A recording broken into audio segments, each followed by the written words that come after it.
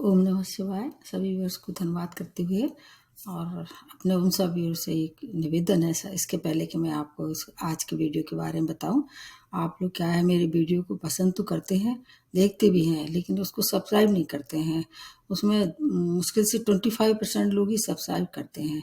तो ये थोड़ा सा मैं आप लोगों को अपनी तरफ से कहती हूँ, अगर आपको वीडियो अच्छा लगता है, आपको इससे कुछ लाभ होता है, तो ज़्यादा से ज़्यादा इसको सब्सक्राइब करें और लाइक करके, और जो अगर आपका कोई मिलने वाला है या आपका कोई फैमिली मेम्बर है, उसको शेयर भी कर सकते हैं। क्योंकि ये जो वीडियो होते हैं काफ़ी मेहनत से बनाए जाते हैं, बहुत अध्ययन करने के बाद भी फिर आप लोगों को ये अपनी तरफ से अपनी जितनी मेरे ज्ञान है आपको बताया जाता है। तो मैंने एक श्रृंखला शुरू कर दी है। एक जो अपने एलिमेंट है, जो अपनी राशि के जो एलिमेंट हैं, आपकी लग्न और राशि से दोनों से देखना ज़्यादा अच्छा रहेगा। उसके अनुसार आपके क्या कैरेक्टरिस्टिक्स होंगे। आपको अगर कठिनाई आ रही है, जीवन के संघर्ष में कमी नहीं आ रही है और आप लगातार परेशान हैं स्वास्थ्य को लेके, आपके रिश्तों को लेके, आपके मनी को लेके, जो भी आपके संग परेशानी है जीवन में, तो अगर आपको ये समझ में आ जाए कि आपका जो राशि या लग्न कौन से तत्व का बना हुआ है, तो उसके लिए आप उपाय कर सकते हैं और बहुत सरलता से ये आप उस पर काबू पा सकते हैं। आज मैं जो बताने वाली हूँ वो है अग्नि तत्व की कौन कौन सी राशियाँ हैं और उनके अगर उनके जीवन में कुछ संकट है या कोई परेशानी है या कोई व्यवधान है, तो आपको क्या क्या करना चाहिए। मतलब एक जैसे देखा कुंजी जो है सफलता की, वो आपको देने वाली हूँ मैं। अब सबसे पहले आ जाते हैं जी, थोड़ा सा संक्षिप्त में बताने की कोशिश करते हैं। सृष्टि हमारी 5 तत्वों से मिलकर बनी होती है। उन तत्वों को बार बार बताने की जरूरत नहीं है, फिर भी एक बार और बता देते हैं।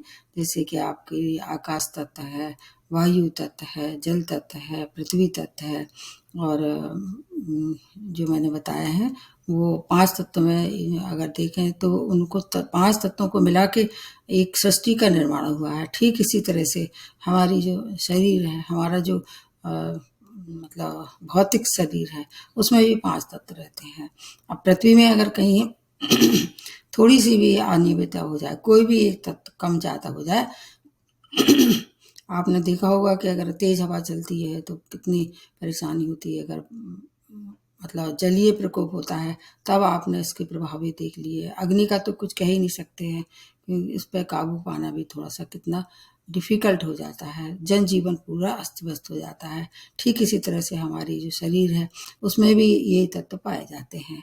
अगर अपना शरीर के कोई भी एक तत्व असंतुलित हो जाता है, हम अस्वस्थ हो जाते हैं, या कोई भी जिस क्षेत्र में आपका जिस क्षेत्र से जुड़ा हुआ अगर ये तत्व हो जाता है उसमें ज़्यादा या कम, तो उसी क्षेत्र में आपको परेशानी हो सकती है। तो आज मैं बताने वाली हूँ अग्नि तत्व के लिए कौन कौन सी ऐसी राशियाँ हैं, उनकी क्या आपकी उपाय किए जाएं कि आपको सफलता मिले। भाग्य को बढ़ाने वाला एक ऐसा उपाय बताऊंगी और आप करके देखिए, आपको निश्चित रूप से फायदा होगा। सबसे पहले अग्नि तत्व में आती कौन कौन सी 3 राशियां हैं ये लग्न, उसमें मेष, सिंह और धनु, 3 इन राशियों को आप इसमें ले सकते हैं।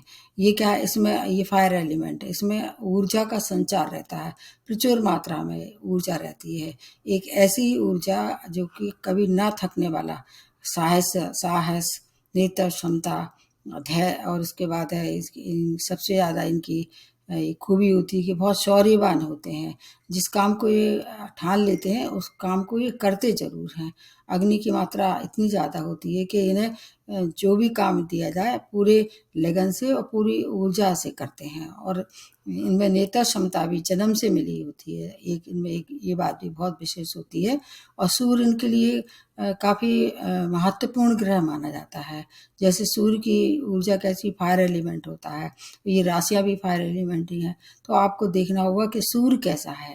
अगर सूर्य बहुत अच्छा है, इन तीनों राशियों से आपका संबंध बना हुआ है, तो आपको बहुत सफलता मिलेगी। लेकिन कई बार ऐसा होता है कि सूर्य बहुत कम डिग्री का हो जाता है, नीच राशि में हो जाता है, या किसी ऐसे स्थान पर बैठ जाता है जो बहुत सपोर्ट नहीं कर पाता है।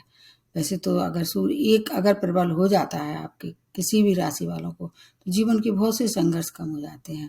अगर कमज़ोर हो रहा है किसी भी तरह से सूर्य, तो आत्मबल में कमी होगी, गवर्नमेंट सेक्टर से आपको परेशानी हो सकती है, हमेशा बुझा-बुझा सा, थका-थका सा भी आपका शरीर रहेगा, किसी काम में करने में उत्साह नहीं होगा। ये सूर्य के कैसे कहना चाहिए, ऐसी स्थिति है जो आपको सपोर्ट नहीं करेगी। लेकिन इसके साथ-साथ नेतृत्व क्षमता भी बहुत होती है। ऐसे लोग कैसे होते हैं, बहादुर के साथ-साथ इनमें थोड़ा-सा ईगो भी, अहंकार जिसको कह सकते हैं, ये भी बहुत रखते हैं और डोमिनेटिंग नेचर के होते हैं। अपनी बात को किसी न किसी तरह से ये मनवाने की कोशिश करते हैं सामने वाले पे। ये इनके माइनस पॉइंट भी हैं। वैसे तो प्रत्येक राशि वालों को मैंने बहुत विस्तार से भी बनाया है, और चीज़ें भी हैं। आज इसमें केवल आपको कुंजी बताएंगे, भाग्य को कैसे जागृत किया जाएगा अगर कहीं से कोई परेशानी है तो। सबसे पहले आप शुरुआत करते हैं मेष राशि से। मेष राशि के स्वामी राशि मंगल हैं और सूर्य इसमें क्या होता है, उच्च राशि में हो जाता है। इनमें सबसे ज़्यादा फायर एलिमेंट पाया जाता है और इसके साथ साथ एक बात बहुत बहुत अनोखी है, दोनों ही फायर एलिमेंट हैं, लेकिन दोनों ही ऐसे ग्रह हैं जो उग्रता को बढ़ाते हैं, क्रोध की मात्राएं बढ़ा देते हैं। लेकिन अगर ये अच्छे आ जाएं, आपके भाग्य में आ जाएं या अच्छे घर में आ जाएं, अच्छी प्लेसमेंट हो जाए, उच्च में हो जाएं, तो इनके बराबर कोई ऊंचाइयों तक नहीं पहुंचेगी। अच्छे प्रशासनिक अधिकारी होते हैं, सेना में, पुलिस में, स्पोर्ट्स में बहुत ज़्यादा मान सम्मान भी कमाते हैं। ऐसे लोगों को ज़्यादा पदक मिलते हैं जो शौर्य के लिए, जहाँ दिखाने की वाली बात हो, मंगल और सूर्य मिलकर ऊंचाइयों तक पहुंचा देते हैं। इनके अंदर हर काम बहुत सुनिश्चित तरह से और पूरी शक्ति से किया जाता है। नए काम में करने में ये बहुत ज़्यादा विश्वास करते हैं। हर दिन नई ऊर्जा के साथ ये उठते हैं और नए कार्य में जुट जाते हैं। लेकिन इनमें कुछ बातें इनके अंदर थोड़ी सी नेगेटिव भी हैं, जैसे मैंने और राशियों के लिए बताया है, उसमें भी इसमें एक बात ये भी है, ये अस्थिर दिमाग होते हैं। इनका क्या है कि मन और दिमाग अलग अलग काम करता है, इसलिए इनके जीवन में अस्थिरता बहुत रहती है। अब अगर अस्थिरता हुई और एनर्जी गलत जगह लगा देते हैं तो फिर उसका सही फायदा नहीं होता है। इनकी दिशा पूर्व होती है। सभी जितने भी फायर एलिमेंट वाले हैं उनके लिए पूर्व दिशा सबसे ज़्यादा शुभकारी होती है। तो इसलिए ये भी देखना है कि आप किस दिशा में आप अपना कार्य कर रहे हैं। सफलता के लिए अगर चुनना है तो पूर्व दिशा का चयन करें। अगर आपका किसी भी तरह से सूर्य कमज़ोर है या अच्छे फल नहीं मिल रहे हैं, आपको क्या लिए आपके लिए क्या कहना चाहिए कि कुंजी है या क्या ऐसा मंत्र है या क्या ऐसा उपाय है जिससे आप अपार सफलता प्राप्त करें। आपको एक मोती धारण करना चाहिए चांदी की अंगूठी में, और ये जो है अपने लिटिल फिंगर में ज़्यादा पहना जाता है। फिर आप नेटर चार्ट दिखा के भी थोड़ा सा बता सकते हैं। किसी किसी को भी ये रिंग फिंगर में भी सूट करता है, तो ये आपकी स्वयं की नेटर चार्ट पे है। लेकिन अगर ऐसी स्थिति बन रही है, आपका मन स्थिर नहीं है, तो उसके लिए ये मोती जो है वो आपको स्थिरता देगा और आपका जो क्रोध है, आपका जो अहंकार है, उसमें कमी ला देगा। अब इसकी दूसरी जो राशि या लग्न बनती है वो है सिंह है। सिंह लग्न, इसका आपने देखा होगा क्या संकेत है, इसका सूर्य का एक लाइन का जो है शेर का मुंह, इसका संकेत ही दिखा देता है कि ये कैसे होंगे। ये थोड़े से कैसे होते हैं, उग्र होते हैं, क्रोधी होते हैं और नेतृत्व क्षमता इनमें भी रहती है। सभी जो सिंह राशि जो फायर एलिमेंट वाले होते हैं उनमें नेतृत्व क्षमता बहुत रहती है। अग्नि तत्व की ये प्रमुख राशि सूर्य, इनमें क्या होते हैं, इनकी स्वयं की राशि है ये, इसलिए ये अग्नि तत्व की प्रमुख राशि है। इनमें अगर ये राजनीति में आ जाए किसी भी तरह से, तो इनके बराबर कोई भी सफल नहीं हो पाता है। अगर ये जीवन के संघर्ष अगर इनके बढ़ रहे हैं और उनको परेशानी हो रही है, तो ये उसके लिए मैं उपाय बताती हूँ। क्या है आपके लिए सबसे अच्छा उपाय, कि इसमें आपको अपने मन को काबू में रखने के लिए, क्योंकि इनमें बहुत ज़्यादा क्रोध रहता है, अहंकार भी होता है और क्रोध भी रहता है, मूंगा धारण करना चाहिए और गायत्री मंत्र का पाठ करते हैं तो और ज़्यादा अच्छा रहेगा। सूर्य को अर्घ्य देना भी सभी तीनों फायर एलिमेंट के लिए शुभकारी रहेगा। और उससे क्या होगा, इनका जो लड़ाई करने का मन होता है, सिंह राशि वाले ऐसे होते हैं ना, ये किसी से भी भिड़ जाते हैं, बाद में सोचते हैं, बाद में हो सकता है इनको अपनी गलती का एहसास हो, लेकिन पहले तो ये भिड़ जाते हैं। तो इसलिए उस लड़ाई झगड़े से बचने के लिए ये अगर मोती पहनेंगे तो इनकी जो है वो जो क्रोध की मतलब एक एनर्जी है वो उसमें थोड़ी शांति हो जाएगी और सही जगह एनर्जी लगाएगी।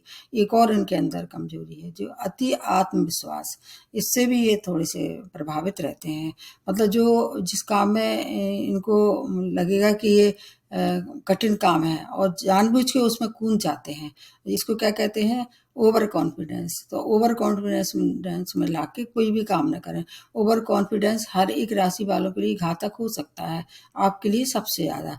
तो ओवर कॉन्फिडेंस में ना करके एक अपनी स्वयं की जो क्षमता है उसको ये पहचानें, अपनी क्षमता के अनुसार ही काम करें। लेकिन अगर राजनीति में जाते हैं तो इनके बराबर ऊंचाइयों तक कोई नहीं पहुंचेगा। आपको मैंने बताया कि मूंगा पहने और गायत्री मंत्र का पाठ करें और लड़ाई झगड़ालू वाली जो स्थिति है उससे दूर रहें। उसके बाद तीसरे नंबर की जो राशि और लग्न है वो धनु। इसकी ये दो स्वभाव राशि है और इसकी स्वामी राशि कौन है, बृहस्पति हैं। ये बुद्धिमान की मतलब बुद्धिमान होते हैं। एनर्जी तो सभी तीनों राशियों के अंदर होती है। ज्ञानी भी होते हैं, साहसी होते हैं और इनमें नेतृत्व क्षमता कूट कूट के भरी होती है। बुद्धिमान होते हैं, इसलिए इनको ऐसा भी कहते हैं कि ये थोड़ा सा बुद्धि विवेक से काम ले लेते हैं, ऊर्जा का सही उपयोग कर लेते हैं, इसलिए ये भाग्यवान होते हैं। तीनों राशियों में सबसे ज़्यादा ये भाग्यवान होते हैं। ये लोग जैसे सेना है, पुलिस में बहुत ज़्यादा सफलता प्राप्त करते हैं। इसके अंदर एक और माइनस पॉइंट जुड़ जाता है ऐसे राशियों के संग में, क्योंकि ये इनके अंदर कभी कभी जो है वो मतलब टीनेजर से लेके और युवा अवस्था तक ये भटकने की स्थिति में आ जाते हैं। कभी कभी ऐसा भी देखा जाता है कि ये गलत संगत में पड़ के और परेशानी में पड़ जाते हैं। तो इनको ऐसा ध्यान रखना है कि अपनी कंपनी का ध्यान रखें और अगर ऐसा इनका कोई वेल विशर है उसके गाइडेंस में काम करते हैं। क्यों, आपने इनका संकेत, इनका जो सिंबल है वो देखा होगा, आधा घोड़ा है आधा मनुष्य है और तीर कमान हाथ में लिए रहते हैं। तो इनकी जो भाषा है, इनकी जो शब्दावली है, दूसरे को अगर ये किसी बात को कहते हैं तो ये बहुत ज़्यादा चुभने वाली भाषा का इस्तेमाल कर देते हैं। तो कभी कभी ये जाने अनजाने दूसरों को हर्ट करते हैं, दुखी कर देते हैं। ये दुखी करना इनके लिए थोड़ा सा परेशानी भरा होता है। और दूसरी बात ये भी है, हमेशा ये मतलब बाहें ऊपर करके युद्ध करने, लड़ाई झगड़ा करने की स्थिति में रहते हैं। इससे क्या है, इनके दुश्मन भी बहुत बन जाते हैं, इसलिए इसका उनको थोड़ा सा ध्यान रखना पड़ेगा। अपने जीवन साथी या स्पाउस से सलाह ले लेना चाहिए। और जब शादी करते हैं, जब विवाह करते हैं तो इस बात का बहुत ध्यान रखना है कि जीवन साथी आपसे ग्रह मैत्री सही हो रही हो, अन्यथा वहाँ भी तू तड़ाक होती रहती है। एक तो आपको वाणी पे नियंत्रण रखना है और दूसरा जो है वो अपने जो रिश्ते हैं आपके जीवन साथी से, आपके माता पिता से, आपके पड़ोसियों से, भाई बहन से, सबसे तालमेल बनाना बहुत आवश्यक होता है। ऐसे लोग क्या होता है, बुद्धिमान भी होते हैं और झगड़ेलू भी होते हैं, तो तालमेल बनाने में थोड़ी सी ज़्यादा दिक्कत होती है। इसलिए आप तालमेल बना के अगर चलते हैं तो फिर वैवाहिक जीवन भी अच्छा रहता है। अब मान लीजिए ऐसा हो है आपके लिए कि आप इस राशि के हैं, आप कंट्रोल नहीं कर पाते हैं, उससे आपका नुकसान होने वाला है, तो आपके लिए फिर उस अपने भाग्य की वृद्धि के लिए माणिक्य पहन सकते हैं। सूर्य की उपासना भी करना चाहिए। अगर और भी कुछ ज़्यादा परेशानी है तो फिर किसी को नेटल चार्ट दिखा सकते हैं। 2-3 चीज़ें ऐसी हैं जिनसे करने से आपका भाग्य के द्वार खुलेंगे और भाग्यवर्धक प्रसंग जीवन में आते रहेंगे। क्योंकि ये लोग काफ़ी भाग्यशाली राशियों में है ये राशि जो है वो धनु राशि, क्योंकि बृहस्पति की छाया में रहते हैं और बृहस्पति नैसर्गिक रूप से शुभ ग्रह हैं।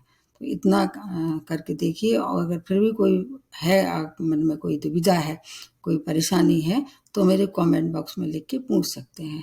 एक बार पुनः आपसे निवेदन है, इस वीडियो को और मेरे और जो पुराने वीडियो एक बार ज़रूर उनको चेक करके देखिए। उन सबको सब्सक्राइब करना है आपको, मुझे इस बात को प्रेरित करना है ताकि वो नई नई जानकारियाँ आपको दूँ।